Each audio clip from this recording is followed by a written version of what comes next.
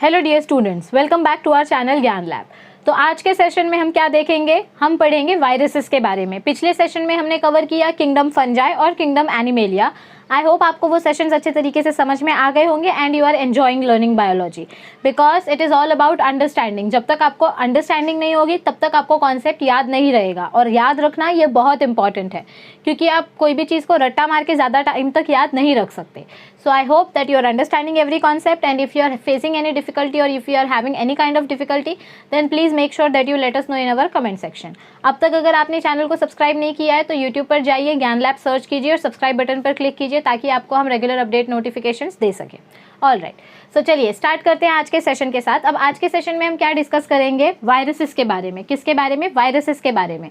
तो सबसे पहले तो आप ये समझ लीजिए कि वायरसेस क्या होते हैं। Viruses are a cellular organisms. A cellular organism मतलब क्या होता है, जिनको हम सेल्स में कंसिडर नहीं करते, मतलब वायरसेस को हम सेल्स नहीं बोलते हैं। और जो R.H. विटिकर थे, R.H. विटिकर साइंटिस्ट जो थे, उन्होंने हमको 5 किंगडम सिस्टम जो दिया था, kingdom Monera, kingdom Protista, kingdom Plantae, kingdom fungi, kingdom animalia, ये 5 किंगडम सिस्टम में कहीं पर भी किसी भी किंगडम में उन्होंने वायरसेस का मेंशन नहीं किया। ओके, सो वायरसेस को हम out of this kingdom system, मतलब हम वायरसेस को 5 किंगडम सिस्टम में स्टडी नहीं करते हैं। वायरसेस को एक टोटली अलग फिनोमिनन के जैसे स्टडी किया जाता है, और वायरसेस को हम बोलते हैं असेल्युलर ऑर्गेनिजम्स। क्या बोलते हैं? Acellular organisms. Acellular organisms means which are not considered as cells. तो अब देखो इंट्रोडक्शन में क्या बताया गया है हमको वायरसेस के। Viruses were named so by Louis Pasteur. Viruses को वायरस नाम किसने दिया था, मतलब वायरसेस का नामकरण किसने किया था? लुई पास्चर ने। किसने किया था? Louis Pasteur. आप इसको लुइस पास्चर भी बोल सकते हो या लुई पास्चर भी बोल सकते हो, साइलेंट है S. All right, considering the meaning venom और पॉइजन, मतलब वायरस का मीनिंग क्या होता है? Virus is a kind of a poison, या जिसको आप वेनम, वेनम मतलब क्या होता है? एक तरीके का जहर। जैसे सांप के जहर को हम वेनम बोलते हैं, तो वायरसेस भी उसी तरीके का एक डेडली ऑर्गेनिज्म है। ओके, मतलब जो अच्छा नहीं है किसी के लिए भी, which is totally hazardous for any kind of living organism. So viruses का मीनिंग होता है पॉइजन या किसी टाइप का जहर। तो उसके नाम को याद ध्यान में रखते हुए लुई पास्चर ने क्या नाम रखा इस ऑर्गेनिज्म का? वायरस नाम रखा। क्या नाम रखा? Virus. These obligate parasites were given the name virus by M.J. Beijerinck after observation that they were able to migrate in an agar gel. Okay, viruses को वायरस ये नाम पहले तो लुई पास्चर ने मतलब सजेस्ट किया, और ये नाम कंफर्म किया एमजे बेजरिंक ने। मतलब 2 साइंटिस्ट वायरसेस नाम के पीछे इनका हाथ है। वायरस को वायरस बुलाने के पीछे 2 साइंटिस्ट का हाथ है, Louis Pasteur and M J Beijerinck. Louis Pasteur ने वायरस का नाम वायरस रखा क्योंकि ये जहर जैसा काम करता है, और एमजे बेजरिंक ने वायरस का नाम वायरस रखा क्योंकि वो पैरासाइट जैसा काम कर रहा है। पैरासाइट मतलब क्या होता है? ऑब्लिगेट पैरासाइट मतलब क्या होता है? ऑब्लिगेट मतलब कंपलसरी। अंडरलाइन करो ऑब्लिगेट वर्ड को और वहां पर लिखो कंपलसरी। और पैरासाइट मतलब क्या होता है? ऐसा ऑर्गेनिज्म जो किसी दूसरे ऑर्गेनिज्म का पूरा न्यूट्रिशन सक कर लेता है। जैसे जोंक का एग्जांपल अगर मैं लूँ, लीच। लीच क्या होती है? लीच किसी भी ऑर्गेनिज्म के ऊपर स्टिक हो जाती है और उस ऑर्गेनिज्म का सारा ब्लड पी लेती है। करेक्ट है ना? तो वैसे ही ये जो वायरस होता है ये एक टाइप का पैरासाइट है। क्या है? ये एक टाइप का पैरासाइट है, मतलब जो खुद से कुछ नहीं करेगा, जो किसी दूसरे ऑर्गेनिज्म के ऊपर ही डिपेंड करेगा अपने सारे न्यूट्रिशन के लिए। तो लुई पास्चर ने इसका नाम वायरस क्यों रखा, मतलब इस ऑर्गेनिज्म का नाम वायरस क्यों रखा? क्योंकि उनको ये जहर जैसा लगता था। और एमजे बेजरिंक ने इस ऑर्गेनिज्म का नाम वायरस क्यों रखा? क्योंकि ये ऑब्लिगेट पैरासाइट जैसा काम कर रहा है। सिंपल एग्जांपल दूँ, आप कंफ्यूज हो रहे होगे, सोच रहे होगे कि दोनों को जब वायरस ही रखना था तो अलग अलग साइंटिस्ट ने अलग अलग रीजन क्यों दिया। तो घर पे किसी का नाम सोनू रहता है, किसी का नाम बिट्टू रहता है, तो ऐसा डिफरेंस क्यों होता है? मम्मी समझो बच्चे को बिट्टू बुला रही है तो पापा सोनू बुलाते हैं, तो दोनों के अपने अपने रीजंस होते हैं कि दोनों ने अपना अपना निकनेम रखा है। उसी तरीके से ये दोनों साइंटिस्ट के भी अपने अपने रीजंस हैं। लुई पास्चर ने वायरस का नाम वायरस रखा क्योंकि उनको वो पॉइजन जैसा लगा, और एमजे बेजरिंक ने वायरस का नाम वायरस रखा क्योंकि वो उनको ऑब्लिगेट पैरासाइट जैसा लगा। और एमजे बेजरिंक ने इसके ऊपर एक्सपेरिमेंट भी किया। क्या किया उन्होंने? वायरसेस के ऊपर एक्सपेरिमेंट भी किया। क्या एक्सपेरिमेंट किया? After observation that they were able to migrate in an agar gel, मतलब लुई पास्चर ने क्या किया? उन्होंने इस वायरस को ग्रो करने की कोशिश की। क्या किया उन्होंने? इस वायरस को ग्रो करने की कोशिश की। देखो अभी आप छोटे हो ये कॉन्सेप्ट समझने के लिए, फिर भी मैं आपको एक ओवरव्यू देती हूँ। ऐसा इमेजिन करो कि जो भी बैक्टीरिया होता है, जो भी बैक्टीरिया होते हैं आपके एनवायरनमेंट में, बहुत सारे बैक्टीरिया होते हैं। तो अगर मैं एक प्लेट ले लूँ, क्या ले लूँ, मैं एक प्लेट ले लूँ, उस प्लेट के ऊपर ना मैं अगार जेल डाल देती हूँ। क्या डाल देती हूँ मैं? अगार जेल। देखो आपको ये कॉन्सेप्ट ज़्यादा समझ में नहीं आएगा, फिर भी ट्राई करो थोड़ा थोड़ा समझने की। अगार जेल मतलब क्या होता है? एक जेली जैसा सब्सटेंस। अगार जेल मतलब क्या होता है?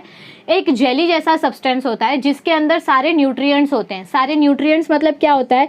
इस जेल में कार्बोहाइड्रेट होगा, कार्बोहाइड्रेट मतलब शुगर होगी, और क्या होगा? नाइट्रोजन का सोर्स होगा, और क्या होगा? वाटर होगा, और क्या होगा? ऑक्सीजन होगा।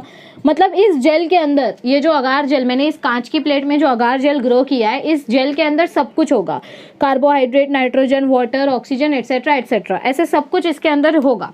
अब अगर किसी चीज़ के अंदर, मतलब देखो ऑर्गेनिज्म को ग्रो करने के लिए क्या चाहिए? खाना चाहिए, पानी चाहिए, ऑक्सीजन चाहिए, नाइट्रोजन चाहिए। तो ऑर्गेनिज्म का खाना होता है कार्बोहाइड्रेट, नाइट्रोजन उसको मिलता है उसकी स्ट्रेंथ के लिए, वाटर भी है और ऑक्सीजन भी है। अगर ये सारी चीज़ें ऑर्गेनिज्म को मिल रही हैं तो सारे ऑर्गेनिज्म क्या करेंगे? इस प्लेट में आके बैठ जाएंगे। क्या करेंगे? इस प्लेट में आके बैठ जाएंगे। तो इमेजिन करो आप ये अगार जेल लेते हो और उस अगार जेल को आप खाली ओपन एनवायरनमेंट में छोड़ो, मतलब माइक्रोबायोलॉजी के टर्म्स में मैं बात कर रही हूँ। तो दूसरे दिन जब आप देखोगे तो आपको क्या दिखाई देगा कि ये जो ट्रांसपेरेंट जेली जैसा सब्सटेंस था, मतलब ये पहले एकदम ट्रांसपेरेंट था, एकदम पानी के जैसे क्लियर था, जेली जैसा था लेकिन ट्रांसपेरेंट था। आज इसके ऊपर मुझे छोटे छोटे पैचेस देखने को मिल रहे हैं, व्हाइट कलर के पैचेस, येलो कलर के पैचेस, ऑरेंज कलर के पैचेस। ऐसे मतलब ऐसे गंदा गंदा ऐसे लग रहा है कुछ तो गंदा गंदा ग्रो हो गया है इस जेली के ऊपर। तो वो गंदा गंदा क्या रहता है? वो एक्चुअली अलग अलग टाइप के बैक्टीरिया होते हैं। क्या होते हैं? वो अलग अलग टाइप के बैक्टीरिया होते हैं। मतलब जिन जिन बैक्टीरिया को ये खाना अच्छा लगता है वो बैक्टीरिया इस जेल के ऊपर आके बैठ जाएंगे। तो हम हमेशा जेल का यूज़ करते हैं, अगार जेल का यूज़ करते हैं अलग अलग टाइप के बैक्टीरिया को ग्रो करने के लिए। इसी तरीके से एमजे बेजरिंग ने क्या किया? उन्होंने भी एक पर्टिकुलर टाइप का अगार जेल लिया। देखो हर एक ऑर्गेनिज्म का अलग अलग रिक्वायरमेंट होता है। किसी को कार्बोहाइड्रेट चाहिए, किसी को कार्बोहाइड्रेट बिल्कुल नहीं चाहिए, किसी को नाइट्रोजन चाहिए, किसी को नाइट्रोजन बिल्कुल नहीं चाहिए। तो हम अगार जेल अलग अलग टाइप का बनाते हैं। तो एमजे बेजरिंग ने क्या किया? उन्होंने एक ऐसे टाइप का अगार जेल बनाया जिसपे वायरसेस ग्रो हो सके।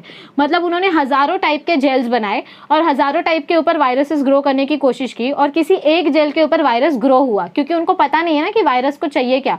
क्योंकि आप वायरस को नॉर्मल आइज से नहीं देख सकते। हमने 5th चैप्टर में पढ़ा था वायरसेस टोटली इनविजिबल होते हैं। वायरसेस को हम सिर्फ किस पे देख सकते हैं? इलेक्ट्रॉन माइक्रोस्कोप में। किस में देख सकते हैं? इलेक्ट्रॉन माइक्रोस्कोप में, जो सबसे बड़ा माइक्रोस्कोप है। ओके, सो एमजे बेजरिंग ने एक ऐसा अगार जेल बनाया जिसके ऊपर उन्होंने वायरसेस ग्रो किया, और उन्होंने क्या देखा कि इस जेल के अंदर, मतलब ये जो जेली जैसा सब्सटेंस है, इसके अंदर ये वायरसेस अपनी जगह बदल रहे हैं। मतलब एक जगह से ये वायरस दूसरी जगह चला जा रहा है, मतलब वायरसेस मूव हो रहे हैं। क्या हो रहे हैं? ये वायरसेस मूव हो रहे हैं। देखो वायरसेस आपको दिखाई नहीं देते हैं, वो छोटे छोटे ब्लैक कलर के डॉट्स के फॉर्म में दिखाई देते हैं। सो क्या देखा उन्होंने कि ये वायरसेस मूव हो रहे हैं। ये बहुत डिटेल स्टडी है, ये एकदम जितना सिंपल तुमको लग रहा है उतना सिंपल है नहीं। ये माइक्रोबायोलॉजी का बहुत हाई लेवल का कॉन्सेप्ट है। आपको सिर्फ इतना याद रखना है कि एक जेल जैसा सब्सटेंस होता है जिसके अंदर न्यूट्रिएंट्स डालते हैं तो बैक्टीरिया अट्रैक्ट हो जाते हैं और बैक्टीरिया वहां पर ग्रो होने लग जाते हैं। आपकी बॉडी में बैक्टीरिया क्यों ग्रो होते हैं? क्योंकि आपकी बॉडी में अलग अलग फूड सोर्सेज है। वैसे ही वही फूड सोर्स मैंने आर्टिफिशियली डेवलप किया। सो देखो बेसिकली समझना क्या है, ये सब भूल जाओ। बेसिकली आपको याद क्या रखना है, समझना क्या है कि वायरसेस का नाम 2 लोगों ने रखा। लुई पास्चर ने वायरस का नाम वायरस रखा क्योंकि उनको क्या लगा? वायरस पॉइजन जैसा काम करता है। और एमजे बेजरिंग ने वायरस का नाम वायरस रखा क्योंकि उनको क्या लगा? वायरस पैरासाइट है। क्या है वायरस? एक पैरासाइट है, मतलब जो किसी दूसरे ऑर्गेनिज्म का पूरा न्यूट्रिशन सक कर लेता है। एमजे बेजरिंग ने उनके ऊपर एक एक्सपेरिमेंट किया, मतलब एमजे बेजरिंग ने वायरस को जेल के ऊपर ग्रो किया और उन्होंने क्या ऑब्जर्व किया कि ये वायरस जेल के अंदर मूव हो रहा है। क्या हो रहा है? ये जेल के अंदर मूव हो रहा है। अब आगे देखो थियोरी में क्या बताया गया है। thus being an infectious soluble agent, देखो आपके ये स्टेटमेंट में क्या लिखा है? thus being and लिखा है। and में का d कट करो, d नहीं आएगा उधर, and नहीं आएगा उधर, an आएगा, an आएगा। ओके, and कट कर दो। so thus sorry d cut कर दो।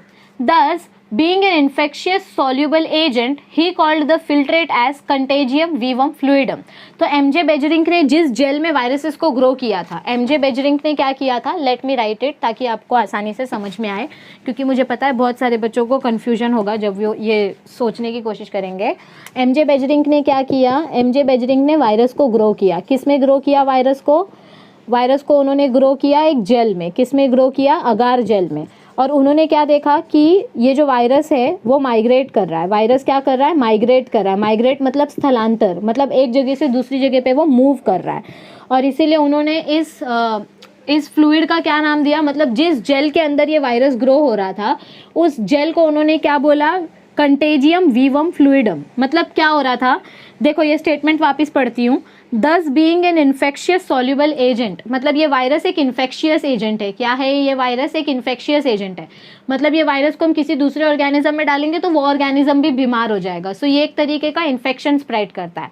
सो thus being an infectious soluble agent, soluble मतलब ये आसानी से लिक्विड में डिजोल्व हो जाता है और ग्रो होने लग जाता है, क्योंकि जेल में भी ये ग्रो हो रहा है। So thus being an infectious soluble agent he called the filtrate as contagium vivum fluidum. तो जिस फिल्ट्रेट में, फिल्ट्रेट मतलब जिस लिक्विड में, जिस जेल में एमजे बेजरिंक वायरस को ग्रो कर रहे थे, उस जेल को उन्होंने क्या नाम दिया? उस जेल को उन्होंने क्या नाम दिया? कंटेजियम। क्या नाम दिया उन्होंने इस जेल को? Contagium vivum fluidum. क्या नाम दिया उन्होंने इस जेल को? Contagium vivum fluidum. Contagium vivum fluidum मतलब क्या होता है? एक ऐसा जेल, एक ऐसा लिक्विड, एक ऐसा फ्लूइड जिसमें कंटेजियस वायरस है। क्या है? जिसमें कंटेजियस वायरस, वीवम मतलब वायरस। एक ऐसा फ्लूइड, फ्लूइड मतलब लिक्विड, एक ऐसा जेल जिसमें कंटेजियस वायरस ग्रो हो रहा है। कंटेजियस मतलब बीमारी फैलाने वाला वायरस। कंटेजियस मतलब क्या होता है? बीमारी फैलाने वाला वायरस। ओके, सो एक ऐसा फ्लूइड, एक ऐसा लिक्विड, एक ऐसा जेल जिसमें बीमारी फैलाने वाला वायरस ग्रो हो रहा है, उस फ्लूइड को उन्होंने नाम दिया कंटेजियम वीवम फ्लूइडम। मतलब इस जेल का उन्होंने क्या नाम रखा?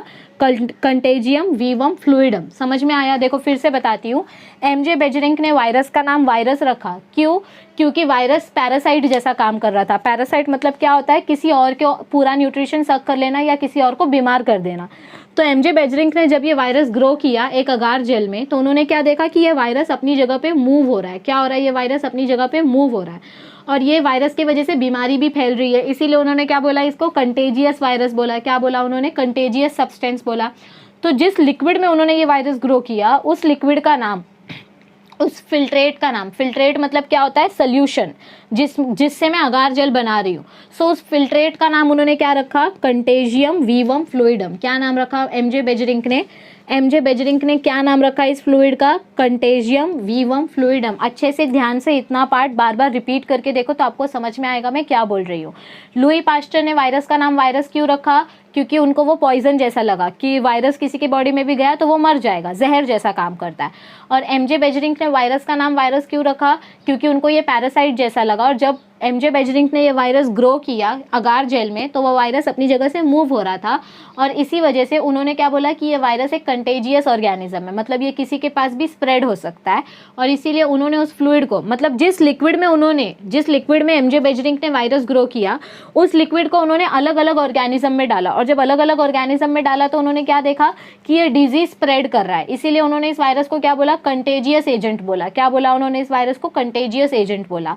और इसीलिए उन्होंने उस लिक्विड का नाम, जिस लिक्विड में उन्होंने वायरस ग्रो किया था, उस लिक्विड को उन्होंने क्या बोला? Contagium vivum fluidum. क्या बोल दिया उन्होंने इस लिक्विड को? Contagium vivum fluidum. यहाँ तक समझ में आया आपको? पक्का? अब आगे देखो क्या बोला गया है। It was scientist Stanley. अब देखो तीसरे साइंटिस्ट का नाम आया। अब तक हमने दो साइंटिस्ट का नाम देखा, Louis Pasteur and MJ Beijerinck. अब तीसरे साइंटिस्ट कौन थे? It was scientist Stanley who demonstrated that viruses are inert. ये वर्ड अंडरलाइन करो, वायरसेस आर इनर्ट। इनर्ट मतलब क्या होता है? इनएक्टिव। इनर्ट मतलब क्या होता है? Inactive. Outside the host cell and can be crystallised. देखो पहले साइंटिस्ट थे लुई पास्चर जिन्होंने वायरस का नामकरण किया, दूसरे साइंटिस्ट थे एमजे बेजरिंग जिन्होंने वायरस का नामकरण किया, तीसरे साइंटिस्ट थे स्टैनली। इन्होंने क्या बोला? इन्होंने वायरस का नामकरण नहीं किया, इन्होंने क्या बोला कि ये जो वायरसेस होते हैं ये जब अपने होस्ट सेल के बाहर होते हैं। होस्ट सेल मतलब क्या होता है? समझो मेरी बॉडी में कोई वायरस घुस गया है तो मैं होस्ट बन जाऊंगी। क्या बन जाऊंगी मैं? Host cell. जिसकी बॉडी में वायरस सहारा लेने के लिए जाता है उस बॉडी को हम बोलते हैं होस्ट सेल। मतलब जिसकी बॉडी का न्यूट्रिशन वायरस खा रहा है उस बॉडी को हम बोलते हैं होस्ट सेल। तो हमको स्टैनली ने क्या बोला कि ये जो वायरस है ये बिना होस्ट सेल के इनएक्टिव है। क्या है ये? बिना होस्ट सेल के इनएक्टिव है। मतलब जब तक ये वायरस हवा में है या जब तक ये वायरस पानी में है तब तक ये किसी नुकसान का नहीं है, ये कुछ नहीं करेगा। लेकिन जब ये वायरस उस पानी के थ्रू या उस हवा के थ्रू किसी ऑर्गेनिज्म की बॉडी में घुस जाएगा, किसी होस्ट सेल की बॉडी में चला जाएगा, तब ये एक्टिव होगा। तो स्टैनली ने हमको क्या कहा, it was scientist Stanley who demonstrated, मतलब he explained that viruses are inert. Stanley ने हमको क्या बोला कि वायरसेज आर इनर्ट। इनर्ट मतलब ये वायरस इनएक्टिव होते हैं when they are outside the host cell, जब हमारे वायरसेस होस्ट सेल के बाहर होते हैं। होस्ट सेल मतलब कौन, जो वायरसेस को आश्रय देता है, जो वायरसेस को रहने के लिए जगह देता है, खाने के लिए खाना देता है, उसको हम बोलते हैं होस्ट सेल। सो हमको स्टैनली ने क्या बोला, viruses are inert, viruses are inactive when they are outside the host cell and they can be crystallised. हम वायरसेस को क्या कर सकते हैं, क्रिस्टलाइज्ड कर सकते हैं, मतलब वायरसेस को हम फ्रीज कर सकते हैं, अगार जेल में ग्रो करके उसको वहीं पर स्टैचू कर सकते हैं, उसकी ग्रोथ को स्टॉप कर सकते हैं। They are made up of proteins. Viruses किससे बने हुए होते हैं, प्रोटीन से बने हुए होते हैं। मतलब वायरस का स्ट्रक्चर मैं बोल रही हूँ, जैसे हमने बैक्टीरिया का स्ट्रक्चर देखा था, तो बैक्टीरिया का जो सेल वॉल होता है उसमें बहुत सारे कार्बोहाइड्रेट्स होते हैं, लिपिड्स होते हैं, फॉस्फोलिपिड, बायोमेम्ब्रेन, याद आ रहा है।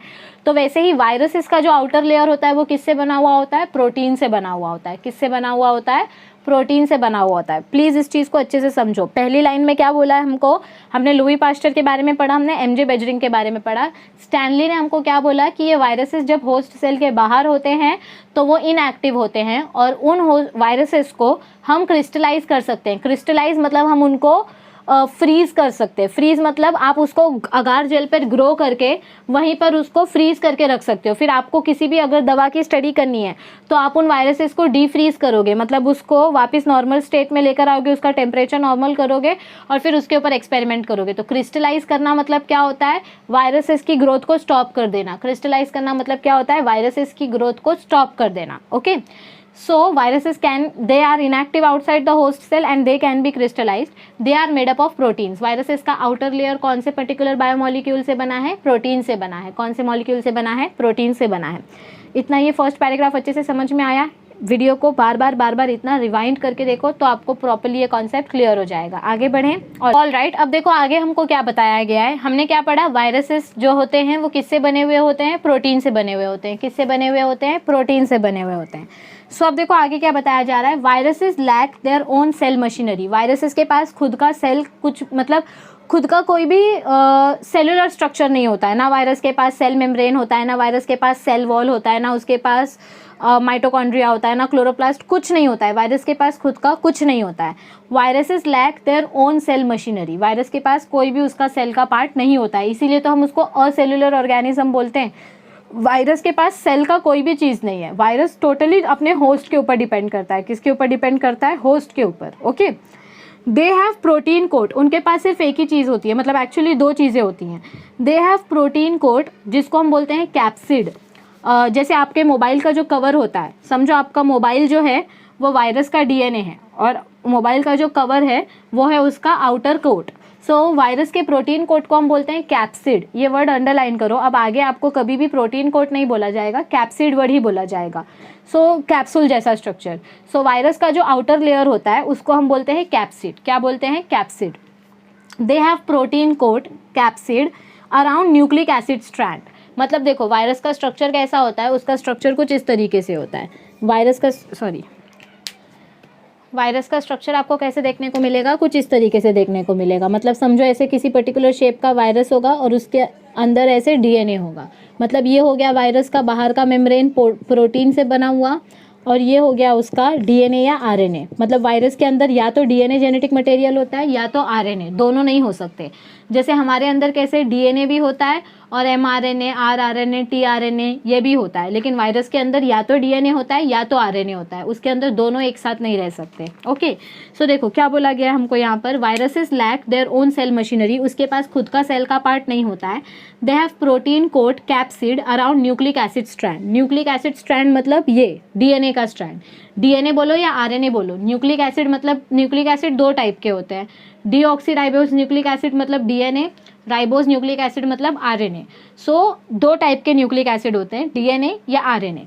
तो क्या बोला गया है हमको यहाँ पर, वायरस के पास आउटर प्रोटीन कोट है। क्या है, वायरस के पास आउटर प्रोटीन कोट है और ये प्रोटीन कोट को हम बोलते हैं कैप्सिड। क्या बोलते हैं इसको हम, कैप्सिड। क्या बोलते हैं, कैप्सिड। और ये कैप्सिड किसको कवर कर रहा है? ये कैप्सिड अंदर के न्यूक्लिक एसिड को कवर कर रहा है। किसको कवर कर रहा है? न्यूक्लिक एसिड को कवर कर रहा है। ओके, वो न्यूक्लिक एसिड डीएनए हो सकता है या आरएनए हो सकता है। All right, so they lack their own cell machinery. They have protein coat capsid around the nucleic acid strand and thus considered to be acellular organism. और इसीलिए हम वायरसेस को क्या बोलते हैं? असेलुलर ऑर्गेनिज्म बोलते हैं। असेलुलर क्यों बोलते हैं? क्योंकि उसके पास सेल का कोई भी पार्ट नहीं है। सेल में क्या क्या होता है? किसी भी एनिमल सेल या प्लांट सेल में क्या क्या होता है? सेल वॉल होती है, सेल मेम्ब्रेन होता है, न्यूक्लियस होता है, उसके पास क्लोरोप्लास्ट होता है, उसके पास माइटोकॉन्ड्रिया होता है, उसके पास वैक्यूल होते हैं, उसके पास लाइसोसोम्स होते हैं। मतलब सेल के अंदर बहुत सारी चीज़ें होती हैं और उसमें की एक भी चीज़ हमको वायरस में देखने को नहीं मिल रही है। वायरस में 2 ही चीज़ें देखने को मिल रही हैं। अंदर न्यूक्लिक एसिड का स्ट्रैंड है, मतलब डीएनए या आरएनए है, और बाहर उस डीएनए या आरएनए को कौन प्रोटेक्ट कर रहा है? कैप्सिड प्रोटेक्ट कर रहा है। कौन प्रोटेक्ट कर रहा है? कैप्सिड। सो बेसिकली सेल का ज़्यादा कोई भी पार्ट नहीं है वायरस में, इसीलिए हम वायरस को बोलते हैं असेलुलर ऑर्गेनिज्म। क्या बोलते हैं हम वायरस को? असेलुलर ऑर्गेनिज्म, मतलब it is not a cell. Okay, viruses are inactive outside a host cell. मैंने अभी आपको ये लास्ट पैराग्राफ में एक्सप्लेन किया था कि वायरसेस जब होस्ट सेल के बाहर होते हैं तो वो इनएक्टिव होते हैं, but once they enter their specific host cell, एक बार जब वायरस किसी पर्टिकुलर होस्ट सेल में घुस जाता है, they take charge of cellular machinery of host cell and duplicate themselves. तो ये वायरस बहुत शातिर दिमाग का होता है। ये क्या करता है? जब तक ये होस्ट सेल के बाहर है, मतलब जब तक वायरसेस खुला घूम रहा है तब तक इनएक्टिव है, तब तक वो कुछ नुकसान नहीं पहुंचाएगा। लेकिन जैसे ही ये वायरस किसी होस्ट सेल की बॉडी में घुस जाएगा तो ये क्या करेगा? समझो ये वायरस किसी होस्ट की बॉडी में घुस गया और होस्ट की बॉडी जो है उसके पास कंप्लीट सेल है। क्या है? होस्ट की बॉडी के पास कंप्लीट सेल है। तो ये वायरस क्या करेगा? ये वायरस जब किसी होस्ट की बॉडी में घुस जाएगा तो ये वायरस उस सेल को कंट्रोल करने लगेगा। क्या करने लगेगा? उस सेल को डरा धमका के कंट्रोल करने लगेगा और उस सेल के न्यूक्लियस को, उस सेल के प्रोडक्ट्स को यूज़ करके ये खुद को ग्रो करेगा। मतलब ये खुद से कुछ नहीं कर सकता, ये वायरस खुद से कुछ नहीं कर सकता। ये जब होस्ट के अंदर घुस जाता है तो होस्ट के सेल को मार के उसका सारा न्यूट्रिएंट्स यूज़ करके ये खुद को डेवलप करने लग जाता है। मतलब जब तक ये बाहर है तब तक ही अच्छा है, तब तक इनएक्टिव है। जैसे ये किसी होस्ट में घुस जाएगा, होस्ट के सेल को पूरा कंट्रोल कर लेगा और अपना डिवीजन स्टार्ट कर देगा, अपनी ग्रोथ स्टार्ट कर देगा। सो क्या बोला गया है? Viruses are inactive outside a host cell, but once they enter their specific host cell, they take charge of the complete cellular machinery. ये क्या करता है? ये इस सेल का कंप्लीट चार्ज ले लेता है, मतलब उसको पूरी तरीके से हैंडल करने लग जाता है। चार्ज लेना मतलब क्या होता है? हैंडल करना। Okay, so they take charge of cellular machinery of host cell and duplicate themselves. ये होस्ट के सेल का पूरा कंट्रोल कर ले लेता है और खुद को डुप्लीकेट करने लग जाता है। क्या करने लग जाता है? ये खुद को डुप्लीकेट करने लग जाता है। वायरसेस दस can be called infectious nucleoprotein particles. और इसीलिए वायरसेस को हम क्या बोल सकते हैं? Infectious nucleoprotein particles. इन्फेक्शियस मतलब क्यों बोला गया है? क्योंकि ये इन्फेक्शन स्प्रेड करते हैं। और न्यूक्लियोप्रोटीन क्यों बोला गया है? क्योंकि इसके पास न्यूक्लिक एसिड और प्रोटीन मॉलिक्यूल है। क्या है वायरसेस के पास? न्यूक्लिक एसिड और प्रोटीन मॉलिक्यूल्स है। सो वायरसेस को हम क्या बोलते हैं? Infectious nucleoprotein particle. इन्फेक्शियस मतलब they spread infection, they cause disease, and nucleoprotein because they contain nucleic acid and protein molecule. यहाँ तक समझ में आया? सेकेंड पैराग्राफ अच्छे से पक्का? ऑल राइट, अब आगे देखो आगे क्या बताया गया है। Types of viruses. वायरसेस के बहुत सारे टाइप्स होते हैं, पर हम बेसिक कौन से पढ़ेंगे? DNA virus and RNA virus. मतलब देखो क्या बोला गया है, as per genetic material viruses are grouped as DNA और आरएनए वायरसेस। मतलब जिस वायरस के अंदर डीएनए रहेगा उसको हम डीएनए वायरस बोलेंगे और जिस वायरस के अंदर आरएनए रहेगा उसको हम आरएनए वायरस बोलेंगे। अभी बहुत बच्चे सोच रहे होंगे कि डीएनए और आरएनए में क्या फ़र्क है। आपने ये पढ़ा है 10th स्टैंडर्ड में, 9th स्टैंडर्ड में आपने पढ़ा है। डीएनए और आरएनए में क्या फ़र्क होता है? डीएनए और आरएनए में क्या फ़र्क होता है? DNA is deoxyribose, RNA is ribose nucleic acid. मतलब इसमें एक जो शुगर प्रेजेंट है उसका एक ऑक्सीजन कम है, इसीलिए उसको हम बोलते हैं डीऑक्सी। मतलब डीएनए में एक राइबोज शुगर प्रेजेंट होती है। ये आप पढ़ोगे 5th चैप्टर में, 5th नहीं 6th चैप्टर, आपका जो बायोकेमिस्ट्री वाला चैप्टर है ना उसमें आप पढ़ोगे। डीएनए के पास एक शुगर होती है राइबोज शुगर। इस राइबोज शुगर में जो ऑक्सीजन मॉलिक्यूल्स होते हैं उसमें से एक ऑक्सीजन मॉलिक्यूल निकल जाता है तो उसको हम बोलते हैं डीऑक्सीराइबोज। और इसके पास कंप्लीट, इसके पास एक ऑक्सीजन कम है और इसके पास कंप्लीट शुगर है। इसके पास क्या है? कंप्लीट राइबोज शुगर है। सो इसीलिए इसको हम बोलते हैं ribose nucleic acid. Nucleic acid मतलब this strand. Okay, so DNA और आरएनए में क्या फ़र्क है? डीएनए के पास जो एक शुगर होती है राइबोस शुगर, उसमें एक ऑक्सीजन मॉलिक्यूल कम होता है, और आरएनए के पास जो राइबोस शुगर मॉलिक्यूल होती है वो कंप्लीट होती है। सेकंड डिफरेंस क्या है, सबसे इंपॉर्टेंट डिफरेंस, आपका जो डीएनए होता है वो डबल स्ट्रैंडेड होता है। कैसा होता है डीएनए, ऐसे दो अलग अलग स्ट्रैंड से बना होता है, दो अलग अलग धागे से बना होता है। और आरएनए जो होता है वो सिंगल स्ट्रैंडेड होता है। आरएनए कैसा होता है, सिंगल स्ट्रैंडेड होता है। सो आपके वायरस में अगर डीएनए प्रेजेंट है तो उस वायरस को हम बोलेंगे डीएनए वायरस, और अगर आपके वायरस में आरएनए प्रेजेंट है तो उसको हम बोलेंगे आरएनए वायरस। चलो आगे पढ़ते हैं। डीएनए और आरएनए के बारे में आप डिटेल पढ़ेंगे 6th चैप्टर में। Okay, protein coat called capsid is made up of smaller units, the capsomeres. अब देखो, आपको एक टेक्स्ट बुक में एक डायग्राम दिया गया है टोबैको मोज़ेक वायरस का। किसका डायग्राम दिया गया है, टोबैको मोज़ेक वायरस। इस पूरे डायग्राम में आपको सिर्फ दो चीज़ें देखनी है। आरएनए का लेबल देखना है, देखो अंदर से जो आरएनए व्हाइट कलर का जो अंदर से आरएनए निकल रहा है वो आरएनए देखना है, और साइड से जो ग्रीन कलर का अंदर से जो आरएनए निकल रहा है वो आरएनए देखो, और साइड से जो ग्रीन कलर का पत्ते जैसा स्ट्रक्चर निकला है उसको क्या बोलते हैं, कैप्सोमियर बोलते हैं। क्या बोलते हैं उसको, कैप्सोमियर बोलते हैं।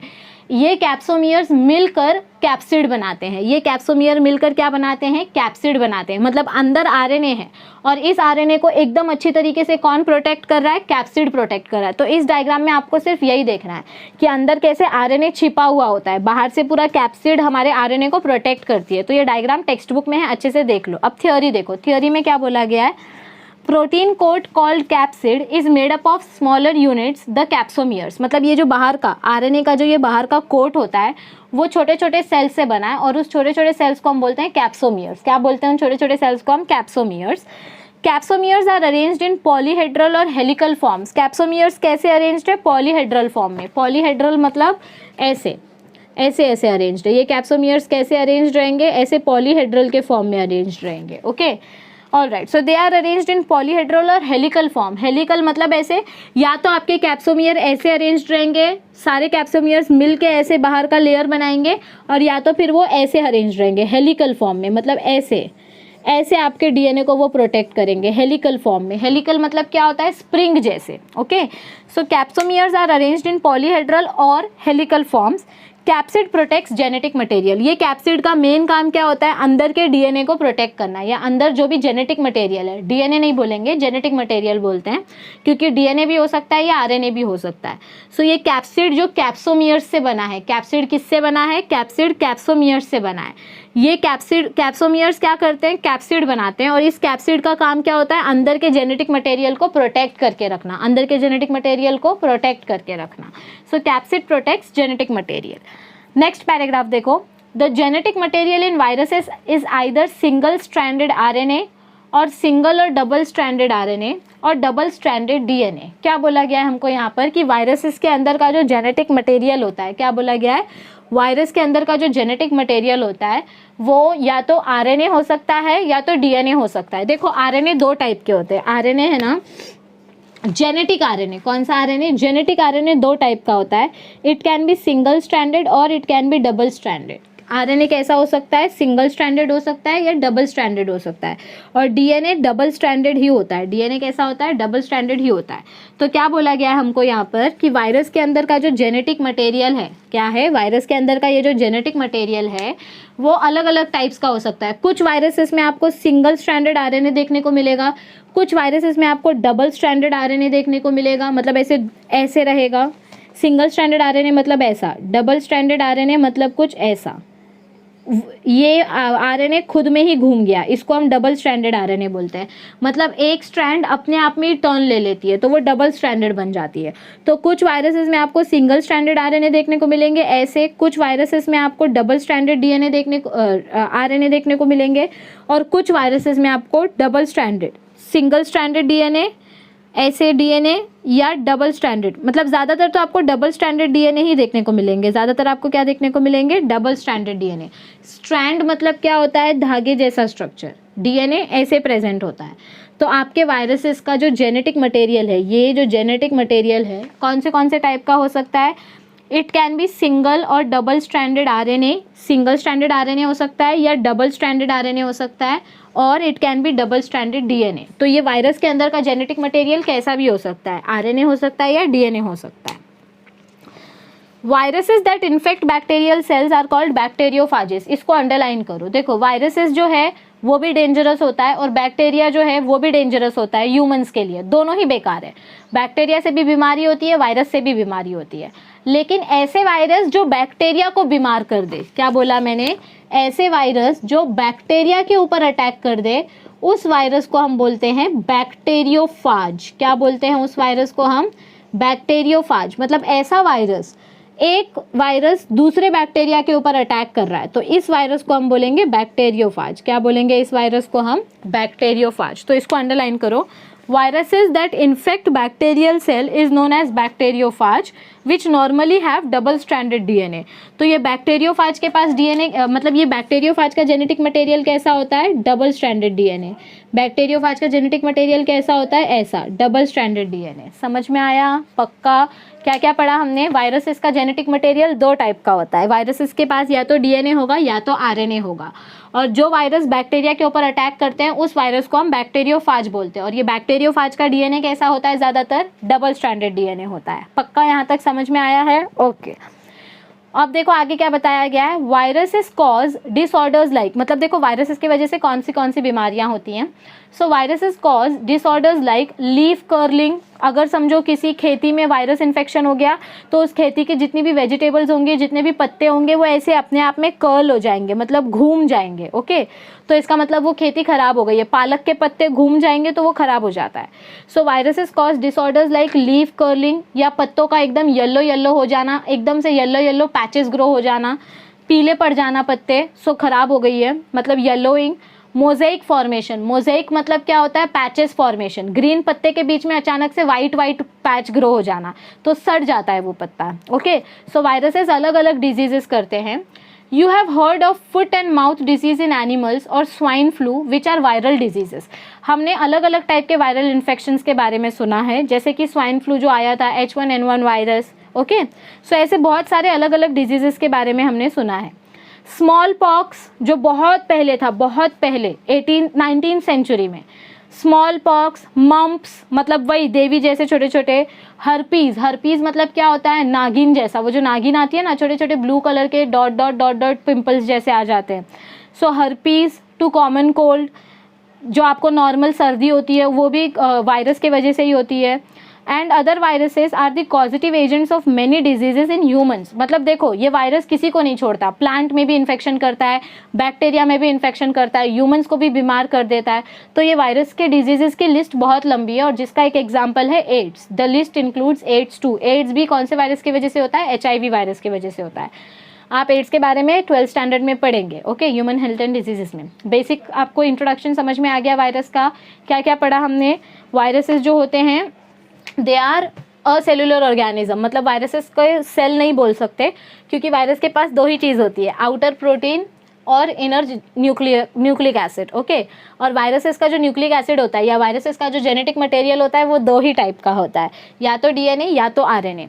वायरस का नाम वायरस रखा लुई पास्चर ने, क्योंकि उनको लगा ये पॉइजन जैसा काम करता है, और MJ बेजरिंग ने वायरस रखा क्योंकि उनको लगा ये पैरासाइट के जैसा काम कर रहा है। यहाँ तक समझ में आया है? स्टैनली ने हमको क्या बोला कि वायरसेस जब होस्ट सेल के बाहर होते हैं तो वो इनएक्टिव होते हैं, जब वो होस्ट सेल में चले जाते हैं तो वो होस्ट सेल का पूरा कंप्लीट चार्ज ले लेते हैं और खुद को ग्रो करने लग जाते हैं। मतलब फिर होस्ट सेल गया भाड़ में, वायरस खुद ग्रो होने लग जाता है और इंसान को बीमार कर देता है या प्लांट को बीमार कर देता है। हमने अलग अलग डिजीजेस के बारे में देखा, तो प्लीज़ ये वायरस का पूरा कॉन्सेप्ट अच्छे से रीड करो, 2 बार 3 बार 4 बार वीडियो देखो, आपको सब अच्छे से समझ में आएगा। फिर भी कोई डाउट है तो please let us know in the comment section and you can ask us personally also. Make sure that your doubts are clear. If you like the video, click on the like button. If you haven't subscribed to our channel yet, then please subscribe to the channel Gyan Lab and stay tuned with us. मिलते हैं जल्दी next session में। Thank you, see you soon, stay tuned.